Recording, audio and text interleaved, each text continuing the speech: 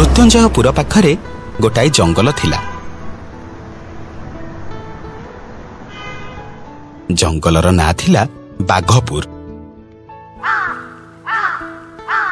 ନାଁଟା ଶୁଣି ଜାଣିପାରୁଥିବ ଯେ ଜଙ୍ଗଲର ନାଁଟା ବାଘପୁର କାହିଁକି ଥିଲା। ହଁ, ଜଙ୍ଗଲରେ ଅଧିକ ବାଘ ରହୁଥିବାରୁ ଜଙ୍ଗଲର ନାଁ ଥିଲା ବାଘପୁର। ଅଧିକ ମାନେ ପାଖାପାଖି 100ରୁ ଅଧିକ ବାଘ ସେଇ ଜଙ୍ଗଲରେ ରହୁଥିଲେ। ଆଉ ଜଙ୍ଗଲରେ ଶାସନ କରୁଥିଲା ଗୋଟାଏ ମହାବଳ ବାଘ, ଯିଏ ବହୁତ ଶକ୍ତିମାନ ଆଉ ପରାକ୍ରମୀ ଥିଲା। ହେଲେ ମୁଁ ଶୁଣିଛି ମହାବଳ ବାଘର ଗୋଟାଏ ଦୁର୍ବଳତା ଥିଲା। ତମେ ଜାଣିଛ କଣ? ମୁଁ ବି ଜାଣିନି। ଚାଲ ପୋଖରୀ ପାଖରେ ଛିଡ଼ା ହେଇ ସିଂହ ଆଉ ବିଲୁଆ କଣ କଥା ହଉଛନ୍ତି ଆମେ ଶୁଣିବା। ହୁଏତ ଉତ୍ତରଟା ମିଳିଯାଇପାରେ। ବୁଝିଲୁ ବିଲୁଆ, ଭାବୁଛି ଏଇ ଜଙ୍ଗଲ ଛାଡ଼ି କୁଆଡ଼େ ପଳେଇଯିବି। ମଲା ମଲା ମଲା ମଲା ମଲା, ଏ କି କଥା କହୁଛନ୍ତି ଆପଣ? ଆପଣ ପଶୁମାନଙ୍କ ଭିତରେ ଶ୍ରେଷ୍ଠ। ଆପଣ ନଥିଲେ ଏଇ ଜଙ୍ଗଲ ପୁରା ଶ୍ରୀହୀନ। ଆପଣ ପୁଣି କହୁଛନ୍ତି ଜଙ୍ଗଲ ଛାଡ଼ି ଚାଲିଯିବେ? ନାଇଁରେ ବିଲୁଆ, ବାହାର ଜଙ୍ଗଲ ମାନଙ୍କରେ ମୋର ଯେତିକି ସମ୍ପର୍କୀୟ ଅଛନ୍ତି ସମସ୍ତେ ନିଜ ନିଜ ଜଙ୍ଗଲରେ ରାଜ ସିଂହାସନରେ ବସିଛନ୍ତି। ହେଲେ ମୁଁ ହତଭାଗା କୋଉ କୂଳକୁ ହେଲିନି। ନାଇଁ ମହାରାଜ, ଆପଣ ସେମିତି କୁହନ୍ତୁ ନାହିଁ। ଆପଣ ପୁଣି ନାଇଁରେ ବିଲୁଆ, ଏଇ ଜଙ୍ଗଲରେ ମୁଁ କେବଳ ଗୋଟାଏ ବୋଲି ସିଂହ ରହୁଛି। ମୋର ଏଠି କେହି ଜାତି ଭାଇ ବି ନାହାନ୍ତି। ଏଇ ଜଙ୍ଗଲରେ ଯେତିକି ବାଘ ଅଛନ୍ତି ନା, ତାଙ୍କ ବିରୁଦ୍ଧରେ ମୁଁ ଛିଡ଼ା ହେଲେ ସେମାନେ ମତେ ସାଙ୍ଗେ ସାଙ୍ଗେ ମାରି ଖାଇଯିବେ। ହେଲେ ମହାରାଜ, ମୋ ପାଖରେ ଗୋଟେ ଉପାୟ ଅଛି। କି ଉପାୟ? ମହାରାଜ, ମୁଁ ଗୋଟେ ରହସ୍ୟ ଜାଣିଛି। ରହସ୍ୟ? କୋଉ ରହସ୍ୟ? ଶୁଣନ୍ତୁ, ବହୁତ ଦିନ ତଳର କଥା। ଦିନେ ମହାରାଜ ଗୋଟେ ଧଳା ଗଧକୁ ଖାଇବାକୁ ବାହାରିଥିଲେ। ସେତିକି ବେଳେ ସେ ଗଧ କିଛି ଉପାୟ ନ ପାଇ ମହାବଳର ଗୋଟାଏ ଗୋଡକୁ ବାଡ଼ିରେ ପାହାରେ ପକେଇ ଭାଙ୍ଗି ଦେଇଥିଲା। କଣ କହୁଛୁ ତୁ? ଗୋଟାଏ ସାମାନ୍ୟ ଗଧ ପୁଣି ମହାବଳ ବାଘର ଗୋଡକୁ ଭାଙ୍ଗିଦେଲା? ଏତେ ବଡ ପାଟି କରନ୍ତୁନି। ଯଦି କିଏ ଶୁଣିଦିଏ ନା, ତାହେଲେ ଆମେ 2 ଜଣ ଫସିଯିବା। ହଉ ହଉ ହଉ ହଉ, ତୁ କହିଲୁ ଆମେ ଏବେ କଣ କରିବା? ଆମେ ନୁହଁ, ଆପଣ କଣ କରିବେ ଚିନ୍ତା କରନ୍ତୁ। ମୁଁ କରିବି ମାନେ? ମହାବଳ ଗୋଡରେ ଯୋଉ ଖୋଳ ପୁରେଇ ବୁଲୁଛି ତାକୁ ଆପଣ ବୁଦ୍ଧି ଖଟେଇ କାଢି ଦିଅନ୍ତୁ। ଦେଖିବେ, ପ୍ରଜାମାନେ ତା ସତଟା ଜାଣିଗଲେ ତାକୁ ନିଶ୍ଚୟ ରାଜା ପଦବୀରୁ ବାହାର କରିଦେବେ। ଆଚ୍ଛା, ତାହେଲେ ମହାବଳ ବାଘର ଦୁର୍ବଳତା ହଉଛି ତାର ଭଙ୍ଗା ଗୋଡ। ଆରେ ବା, ଆମ ବିଲୁଆ ନନା ତ ବହୁତ କଥା ଜାଣିଛନ୍ତି। ତେବେ ସାଙ୍ଗମାନେ, ଚାଲ ଦେଖିବା ଏଇ କାହାଣୀରେ ଆଗକୁ କଣ ହଉଛି। ଆଚ୍ଛା ବିଲୁଆ। ଆଜ୍ଞା, କୁହନ୍ତୁ। ମୁଁ ବହୁତ ମୁଣ୍ଡ ଖଟେଇଲିଣି, ହେଲେ ଏଯାଇ ସେମିତି କିଛି ଯୋଜନା ପାଇଲିନି। ଟିକେ ଭଲ କି ମୁଣ୍ଡ ଖଟାନ୍ତୁ। ଶାନ୍ତ ମନରେ ଚିନ୍ତା କରନ୍ତୁ ଯେ କଣ କରିହବ। ଦେତ, ମୁଣ୍ଡ ଖଟେଇବା କାମ ଯଦି ମୋର ହେଇଥାନ୍ତା ତାହେଲେ ମତେ ସିଂହ ନୁହଁ, ତୋ ଭଳିଆ ବିଲୁଆ ଜନ୍ମ ମିଳିଥାନ୍ତା। ବୁଝିଲୁ? ତୁ ମୁଣ୍ଡ ଖଟା, ମୁଁ ଏସବୁ ପାରିବିନି। ହଁ, ମୋର କିଛି ଅସୁବିଧା ନାହିଁ ଯେ, ହେଲେ ହେଲେ କଣ? ହେଲେ ମହାରାଜ, ଯେତେ ଯାହା ହେଲେ ମୁଁ ବି ଆପଣଙ୍କ ଭଳି ଗୋଟେ ପ୍ରାଣୀ। ଆପଣ ଯେମିତି ଆପଣଙ୍କ ଭଲ ମନ୍ଦ ଚିନ୍ତା କରୁଛନ୍ତି, ମୁଁ ବି ସେମିତି ମୋ ଭଲ ମନ୍ଦ ଚିନ୍ତା କରିବି। ଆରେ ଯାହା କହୁଛୁ ସ୍ପଷ୍ଟ କରି କହ। ସ୍ପଷ୍ଟ କଥା ହେଲା, ମୁଁ ଆପଣଙ୍କୁ ଯୋଜନାଟା କହିବି। ହେଲେ ଆପଣ ରାଜା ହେଲା ପରେ ମତେ ମନ୍ତ୍ରୀ ପଦବୀଟା ଦେବେ ତ? ଏଇ ଗୋଟାଏ କଥା? ତୁ ଖାଲି ଯୋଜନାଟା କହ, ମୁଁ ନିଶ୍ଚୟ ତୋ କଥା ବୁଝିବି। ଦେଖନ୍ତୁ, ଆମକୁ ସେ ଗଧକୁ ଖୋଜିବାକୁ ହବ ଯିଏ ମହାବଳର ଗୋଡ ଭାଙ୍ଗିଥିଲା। ସେ ଯଦି ସମସ୍ତଙ୍କୁ ମହାବଳର ସତଟା କୁହେ, ତାହେଲେ ସବୁ ପ୍ରଜାମାନେ ନିଶ୍ଚୟ ତାକୁ ରାଜା ପଦବୀରୁ ହଟେଇ ଦେବେ। ହେଲେ ଗଧ କଥାକୁ ଯଦି ସମସ୍ତେ ମିଛ ଭାବିବେ? କିଏ କାହିଁକି ମିଛ ଭାବିବ ଆଜ୍ଞା? ସମସ୍ତେ ଜାଣନ୍ତି ଗଧମାନଙ୍କ ମୁଣ୍ଡରେ ବୁଦ୍ଧି ନଥାଏ, ଆଉ ବୁଦ୍ଧି ନଥିଲେ ଜଣେ କେମିତି ମିଛ କହିବ? ତେଣୁ ଗଧ ଉପରେ ସମସ୍ତେ ବିଶ୍ୱାସ କରିବେ।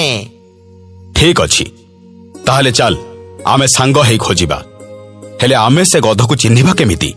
ଜଙ୍ଗଲରେ ତ ବହୁତ ଗଧ ଅଛନ୍ତି। ଆରେ ଧେତ୍ ମହାରାଜ, କେତେ ପ୍ରଶ୍ନ ପଚାରୁଛନ୍ତି ଯେ ଆପଣ? ମୁଁ ତ କହିଥିଲି ସେ ଗଧର ରଙ୍ଗ ଧଳା ବୋଲି, ଆଉ ଆମ ଜଙ୍ଗଲରେ ବି ଗୋଟାଏ ଧଳା ଗଧ ରହୁଛି। ଆଉ ତା ଗୁମ୍ଫା ମୋ ଗୁମ୍ଫା ପାଖରେ।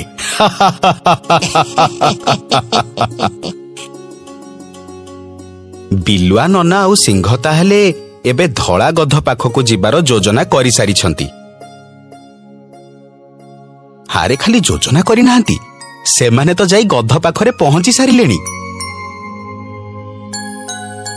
ଚାଲ ଦେଖିବା ସେମାନେ ଏବେ କଣ କରିବେ। ବିଲୁଆ ନନା, ସିଂହ ଭାଇ, ତମେ କୋଉଠି? ପ୍ରଣାମ ସେନାପତି। ସେନାପତି?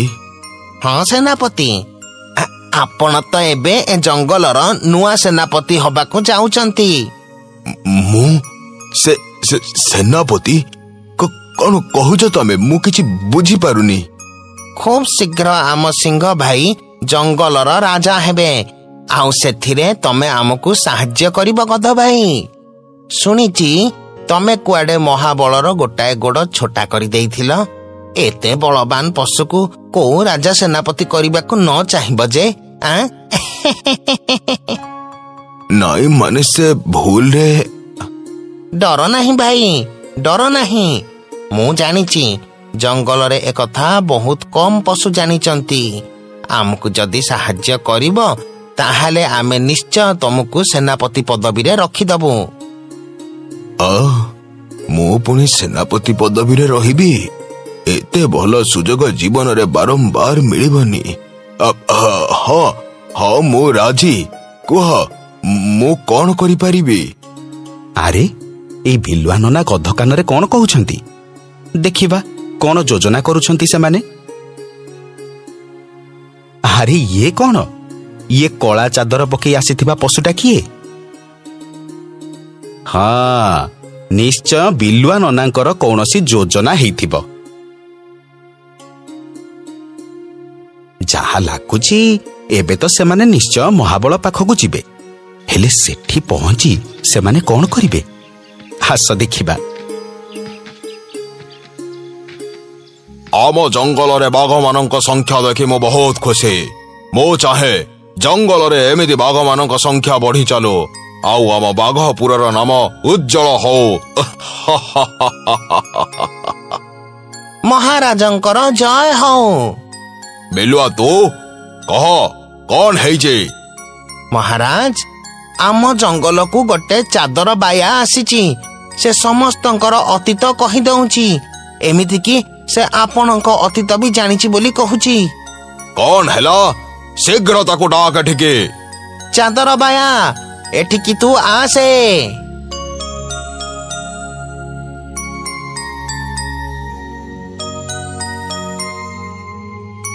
ମହାବଳ, ମୁଁ ତୋର ଅତୀତ ଜାଣିଛି। ମୋ ଅତୀତ? କହ, କଣ ଜାଣିଛୁ ତୁ? ବହୁତ ବର୍ଷ ତଳେ ତୋ ଗୋଡକୁ ଗୋଟାଏ ଧଳା ଗଧ ବାଡିରେ ବାଡେଇ ଭାଙ୍ଗି ଦେଇଥିଲା, ଆଉ ତୋ ଗୋଡ ଭାଙ୍ଗି ଯାଇଥିବାରୁ ତୁ ଗୋଡରେ ଗୋଟାଏ ଖୋଳ ପିନ୍ଧି ବୁଲୁଛୁ। ଆରେ ଇଏ କଣ? ରାଜାଙ୍କର ଗୋଟାଏ ଗୋଡ ଭାଙ୍ଗି ଯାଇଛି। ଇଏ କେମିତି ରାଜା ହେଲେ? ୟାଙ୍କୁ କିଏ ରାଜା କଲା? ଆରେ ୟାଙ୍କୁ ତ ମାରିବା ଦରକାର, ୟାଙ୍କୁ ସିଂହାସନରୁ ହଟେଇ ଦବା ଦରକାର। ତୁ ନିୟମ ଭାଙ୍ଗିଛୁ, ଗୋଟେ ଅପାରଗ ଜନ୍ତୁ ହେଇ ରାଜା ହେଇଛୁ। ଆଜି ତତେ ମୁଁ ଛାଡ଼ିବିନି ଆଜି ତତେ ମୁଁ। ନାଇଁ ନାଇଁ, ମତେ କ୍ଷମା କରିଦିଅ ମତେ, କ୍ଷମା କରିଦିଅ ମତେ। ବାୟା ଭାଇ, ସେ ଯେମିତି ଅନ୍ୟମାନଙ୍କୁ ଠକି ରାଜା ହେଇଥିଲା, ତାକୁ ଆଜି ସେମିତି ଶାସ୍ତି ମିଳିବା ଉଚିତ। ବିଲୁଆ, ତୁ ଯା, ମୋ ବାଡି ଆଣିକି ଆ। ହଁ ହଁ।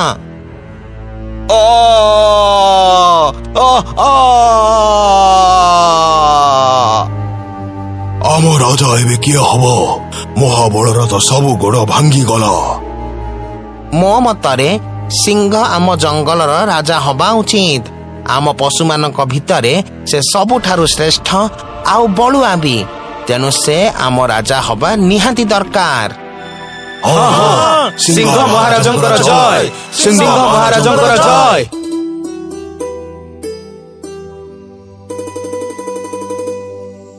ଦେଖିଲ ସାଙ୍ଗମାନେ, ମହାବଳ କେମିତି ଅଧିକ ଆତ୍ମବିଶ୍ୱାସ ପାଇଁ ସିଂହାସନ ସହିତ ସମ୍ମାନ ହାରିଲା।